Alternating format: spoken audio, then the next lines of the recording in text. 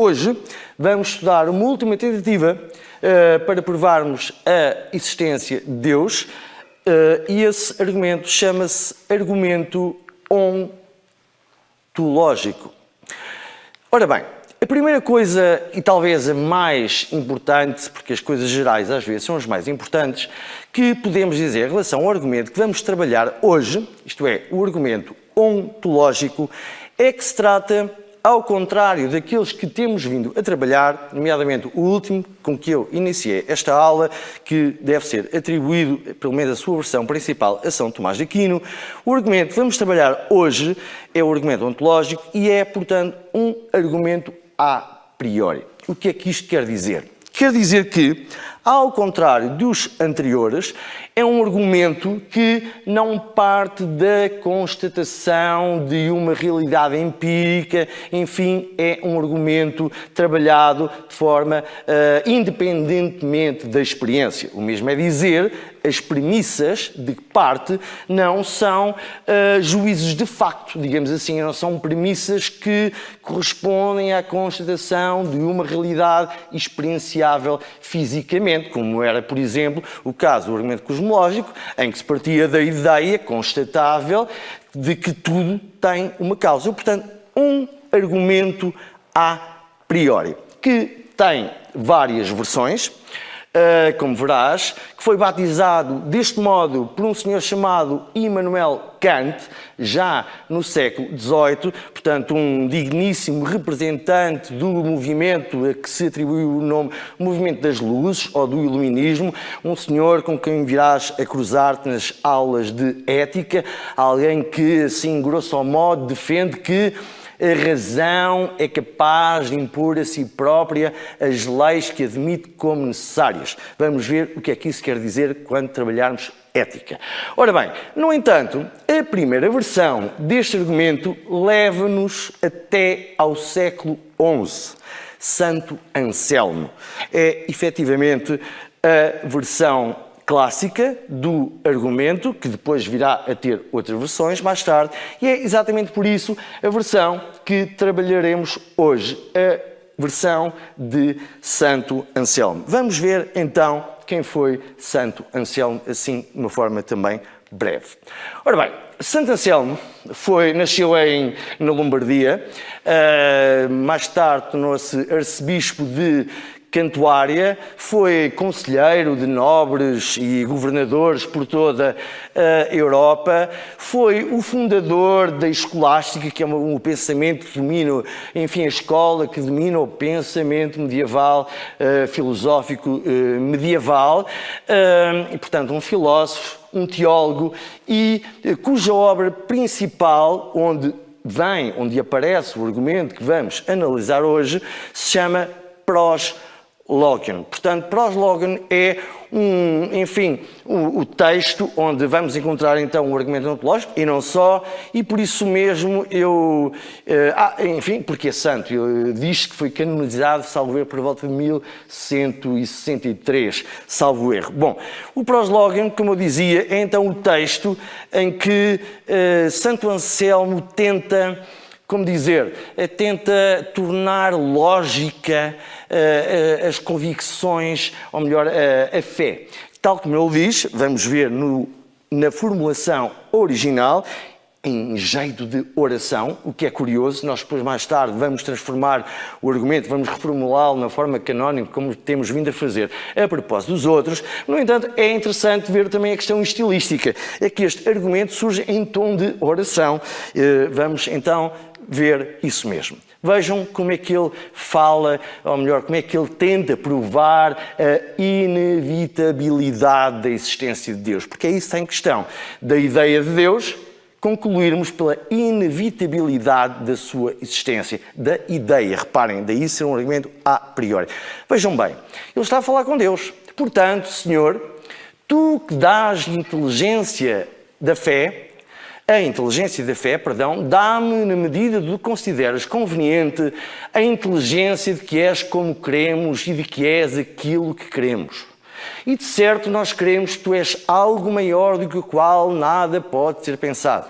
Se aquilo maior do que o qual algo pode ser pensado existe só no pensamento, aquilo mesmo maior do que o qual algo não pode ser pensado é aquilo maior do que o qual algo pode ser pensado.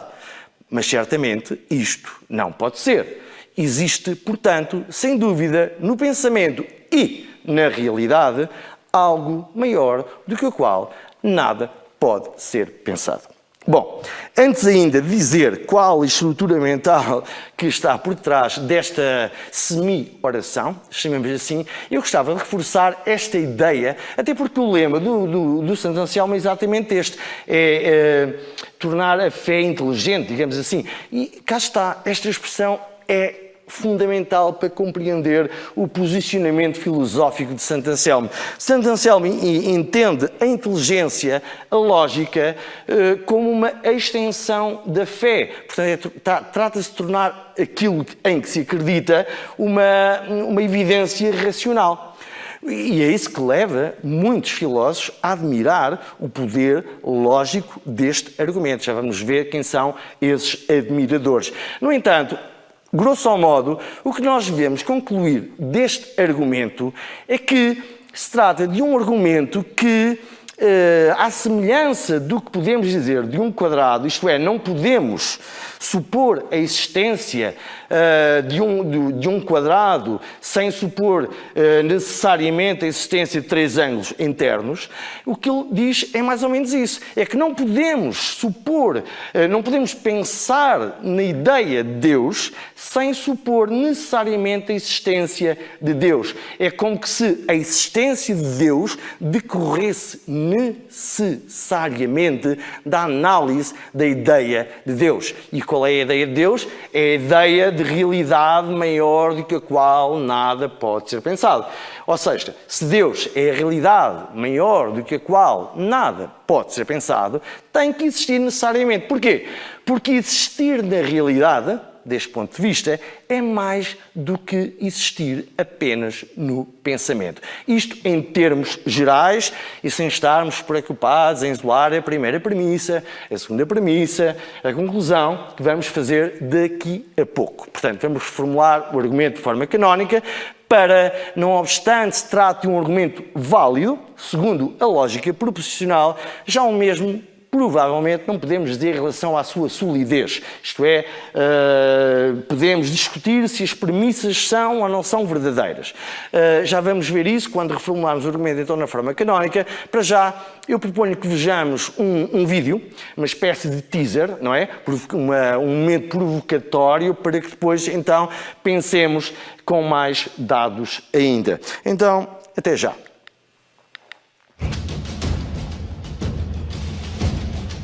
In the year 1078, a monk named Anselm of Canterbury astonished the world by arguing that if it is even possible that God exists, then it follows logically that God does exist. Anselm's argument came to be called the ontological argument, and it has sharply divided philosophers ever since. The 19th century German philosopher Arthur Schopenhauer called it a charming joke. But many prominent 20th century philosophers, such as Charles Hartshorne, Norman Malcolm, and Alvin Plantinga, think that it's sound. Here it is. God can be defined as a maximally great being.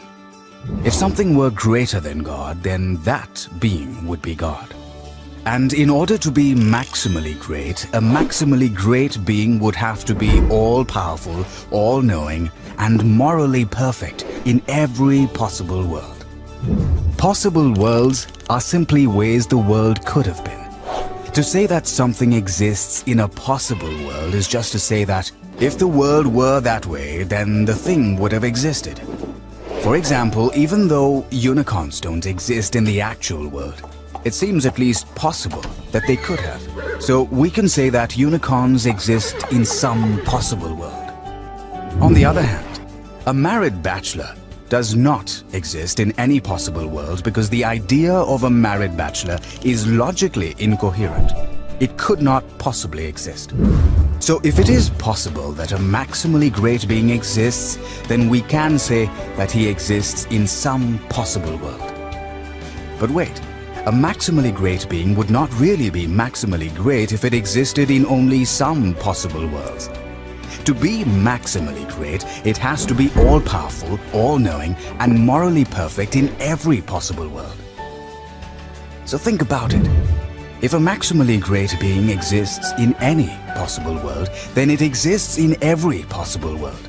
And if it exists in every possible world, then it exists in the actual world. That is, a maximally great being actually exists. Thus, the atheist has to maintain not simply that God does not exist, but that it is impossible that God exists. Here's a summary of the ontological argument. Steps 2 through 6 are straightforward and largely uncontroversial. But what about point number 1? Clearly, if it can be shown that the idea of a God is logically incoherent, then the argument fails. But is the idea of a maximally great being absurd, like a married bachelor, or a square circle, or the smell of blue? This doesn't seem to be the case.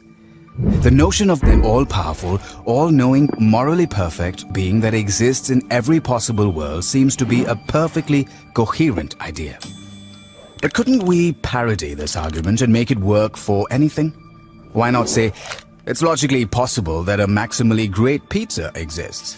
Therefore, a maximally great pizza does exist? However, the idea of a maximally great pizza is not like the idea of a maximally great being. In the first place, there aren't intrinsic maximal values that make pizzas great. There could always be one more pepperoni to increase its greatness. It's not even obvious what properties make a pizza great. Thin crust or thick crust, extra cheese, anchovies? It's relative to the taste of the consumer.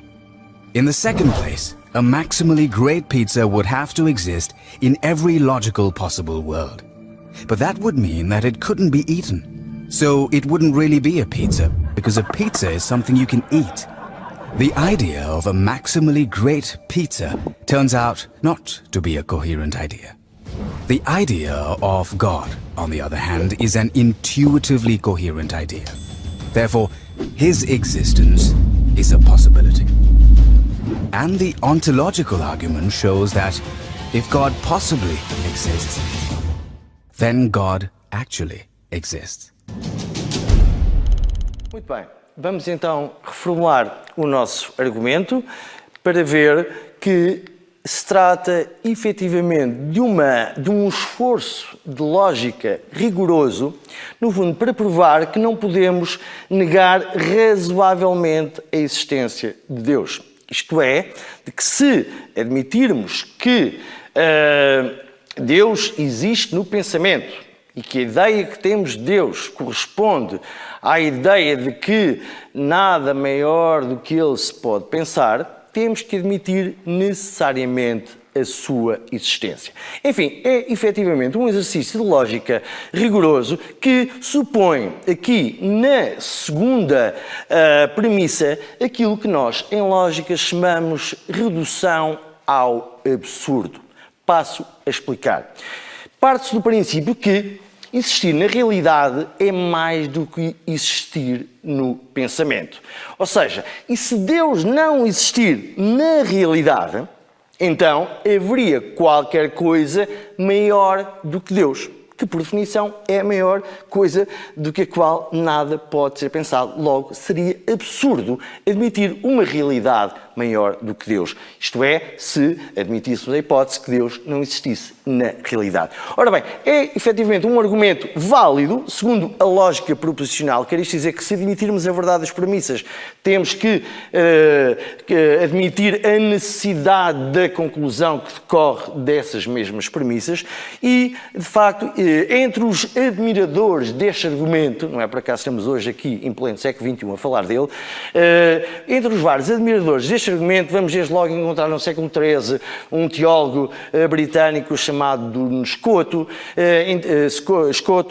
vamos encontrar Leibniz, um autor que já ouviste falar aqui nas sessões de filosofia a propósito do argumento da contingência, vamos encontrar já no século XX um matemático chamado Gödel que, enfim, o formulou em lógica modal e vamos encontrar no século XVII uma versão com a qual vamos trabalhar já de seguida, Descartes, René Descartes, um autor com o qual também te vais cruzar nas aulas de filosofia do conhecimento a propósito da justificação do mesmo, ou seja, o racionalista chamado Descartes. Aliás, Descartes, vejamos já a sua versão.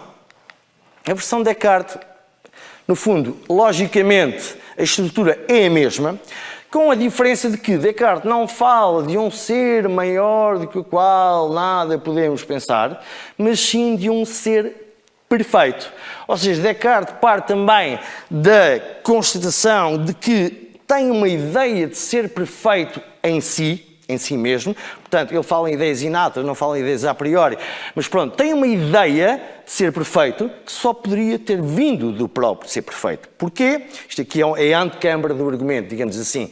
Porquê? Porque Descartes é imperfeito, como virás, nós somos imperfeitos, como virás a perceber nas aulas de filosofia do conhecimento. Porquê é que somos imperfeitos? Porque duvidamos, porque não podemos ter grandes certezas acerca daquilo que conhecemos, sem que descobramos a necessidade da existência de Deus. Esse é um problema com o que Descartes virá confrontar-se, porque ele vai utilizar Deus como justificação do conhecimento, ou melhor, do critério de verdade, critério esse que lhe permitiu descobrir a ideia de Deus que tem em si. Enfim, Descartes virá a ser acusado de circularidade. Neste momento não é disso que se trata, mas fica já aí com a orelha atrás da pulga, ou melhor, a pulga atrás da orelha, para quando vieres a estudar Descartes. Hoje vamos criticar, digamos assim, o argumento propriamente dito e não o papel que Deus virá a desempenhar no edifício do saber proposto por Descartes. E basicamente é isto que se passa, à semelhança do que Santo Anselmo disse em relação à realidade maior do que a qual nada se pode pensar, que só pode existir por isso mesmo. Descartes vai dizer que o ser perfeito tem que existir, caso contrário não seria perfeito, faltar-lhe uma propriedade. E é isto que vai constituir um problema neste argumento, porque há quem defenda, como já vamos ver, que a existência não é uma propriedade. Portanto, a versão de Descartes, estruturalmente falando, é, portanto, semelhante, é idêntica à estrutura do argumento original de Santo Anselmo, com a diferença que fala num ser perfeito que tem que existir, caso contrário, faltar-lhe uma perfeição. Ora bem, este argumento, de facto, sofreu várias críticas, quer o de Santo Anselmo, que vamos ver a seguir, quer a versão de Descartes. A primeira crítica que sofreu o argumento de Santo Anselmo foi feita, desde logo, por um contemporâneo seu, um monge chamado Gonilo de Marmoutier, que diz o seguinte, uma espécie de paródia, isto é, confronta o argumento com as consequências absurdas que estaríamos autorizados a retirar do mesmo. Isto é, o Gonilo de Marmoutier, um monge, portanto, contemporâneo de Santo Anselmo, diz que, então, se assim é, basta definirmos qualquer coisa como perfeita para admitir necessariamente a sua existência. Portanto, se eu pensar numa ilha perfeita, ela tem que existir. Se eu pensar no professor perfeito, ele tem que existir. Se pensar na namorada ou no namorado perfeito, ele terá que existir. Se eu pensar na pizza perfeita, ela tem que existir. Ora bem, é, no fundo, repito, uma espécie de paródia que tem como objetivo confrontar o argumento de Santo Anselmo com as consequências absurdas que estaríamos autorizados a extrair a partir desse mesmo argumento. Ora bem, o que vai passar de seguida, tanto no que diz respeito a esta crítica como à segunda que havemos de discutir daqui a pouco, reparem, eu não estou a dizer, nem pretendo dizer, nem posso dizer que a existência convém, é uma propriedade que convém a Deus. Ou melhor, que podemos concluir sem qualquer dúvida a existência de Deus a partir deste argumento. O que eu vou discutir aqui é que, muito provavelmente, as objeções que são feitas ao argumento de Santo Anselmo e à versão de Descartes, provavelmente são injustas. A primeira, porque Gonilo de Marmoutier confunde aquilo que é uma existência logicamente necessária com um facto contingente. O que é que isto quer dizer?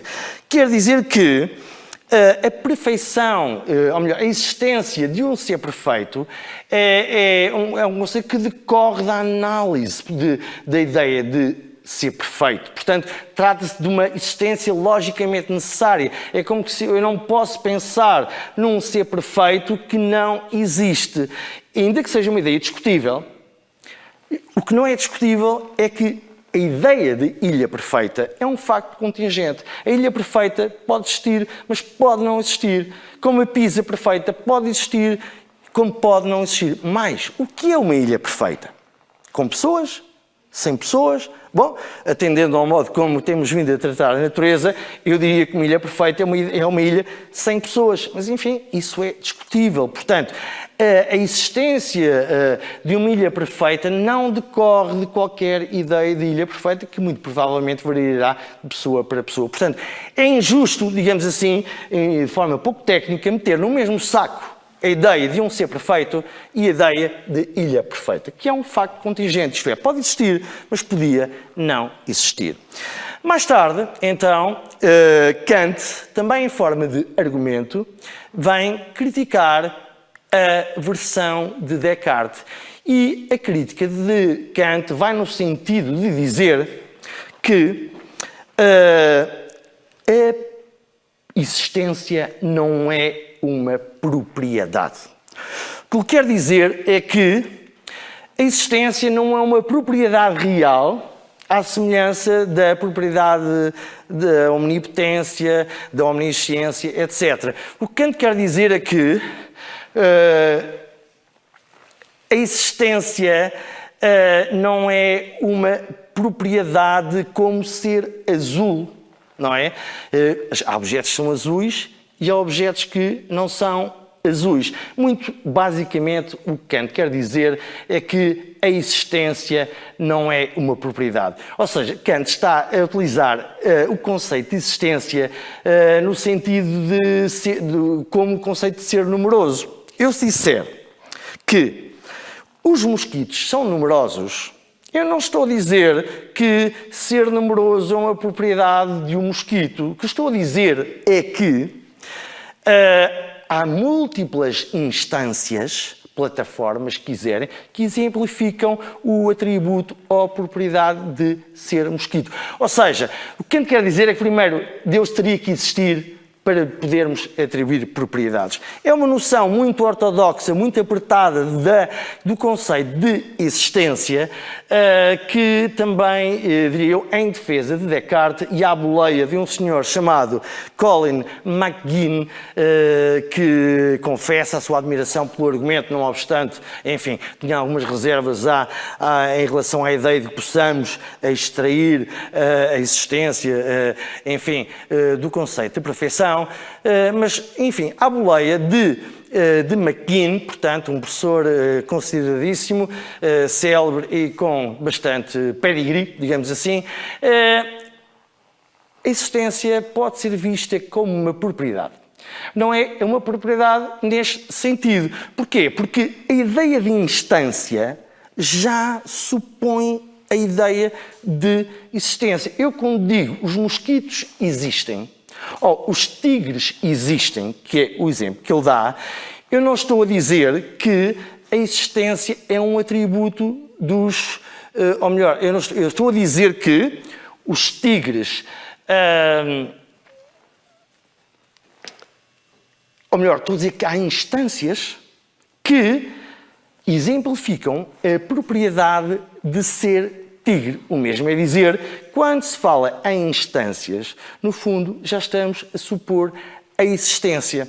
Porque eu só posso dizer que há diferentes instâncias que exemplificam os tigres, digamos assim, o atributo de ser tigres, porque os tigres existem. E a razão é esta, porque há objetos que existem e há objetos que não existem. Ou seja, a existência, ainda que geral, é uma propriedade genuína, porque há objetos que existem e outros que não existem, como há objetos azuis e outros que não são azuis. O Sherlock Holmes não existe, no entanto, nós conseguimos atribuir-lhe propriedades face àquilo que vemos nos livros e nas descrições que se fazem dele. Ou seja, a propriedade é uma propriedade geral, mas genuína, é auto-identitária, digamos assim. A segunda ideia, em defesa desta objeção, contra esta objeção que o argumento, a versão de Descartes sofre, é que a existência não é um conceito trivial, pode ser informativo. Dizer que um objeto existe é informativo, acrescenta qualquer coisa. Portanto, a existência não é como ser numeroso. A existência não são as várias instâncias em que uma propriedade ou atributo se concretizam. A existência é uma propriedade, embora distinta daquelas outras de que temos vindo a falar. Para concluir, a existência é uma propriedade informativa. Daí seguir-se que se trata de uma propriedade que decorre necessariamente a análise da ideia de ser perfeito, enfim, o mesmo não poderemos dizer. Quer isto dizer que, embora estruturalmente válido, a solidez do argumento fica por comprovar. No entanto, não podemos deixar de referir isto mesmo, que as objeções de que o argumento sofre, seja a versão de Santo Anselmo, seja a versão de Descartes, podem sofrer estas contra-objeções. Primeiro, porque confunde verdades logicamente necessárias com factos contingentes. A segunda, porque esquece que há propriedades genuínas, embora, portanto, informativas e não triviais, que não se confundem com aquilo que Descartes, ou melhor, Kant considera uma propriedade real, que é exibida ou não é exibida. Bom, enfim, eu penso que já não tenho tempo, iria ler-vos um excerto exatamente de McKean, em que ele confessa a admiração com que descobriu o argumento de Santo Anselmo ainda tinha 18 anos, portanto longe de ser o professor importantíssimo que é hoje, e no fundo a sua confissão, para falar, enfim, no registro também mais celestial, a confissão com que diz ter ficado convencido e, enfim, surpreendido com o poder da lógica.